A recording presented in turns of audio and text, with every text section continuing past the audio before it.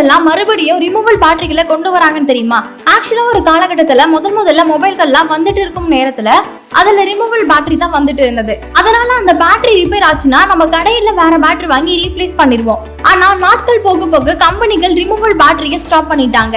அதுக்கு பதிலா நான் ரிமூவல் பேட்டரிகளை வைக்க தொடங்கினாங்க. அண்ட் இந்த மாதிரி அவங்க பேட்டரிகளை சேஞ்ச் பண்றதுக்கான ரீசனா என்ன சொல்லிருக்காங்கன்னா, ரிமூவல் பேட்டரியோட பேக்கப் ரொம்பவே குறைவா இருக்கும் அண்ட் அதனால ஹெவி பவரும் கன்சியூம் பண்ண முடியாதுன்னு சொல்லியிருக்காங்க. இது காரணமா போனோட பெர்ஃபார்மன்ஸும் குறையறதுக்கு வாய்ப்பு இருக்குன்னு சொல்லியிருக்காங்க. ஆனா காலங்கள் போக போக மக்களுக்கு புரிய தொடங்கிருச்சு.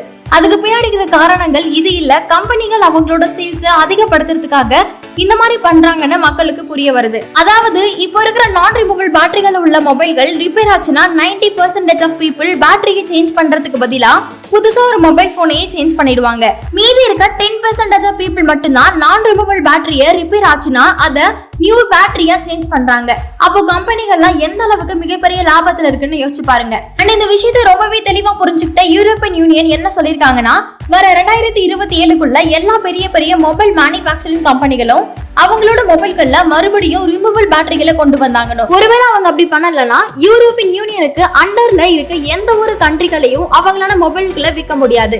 அண்ட் இந்த மாதிரி யூரோப்பியன் யூனியனுக்கு கீழே 27 நாடுகள் இருக்கிறதோட சேர்த்து அதுல நிறைய பெரிய நாடுகளும் இருக்கிறதுனால மொபைல் கம்பெனிகள் அவங்களோட சேல்ஸை மெயின்டைன் பண்றதுக்காக கண்டிப்பா இந்த பண்ணிதான் ஆகணும்.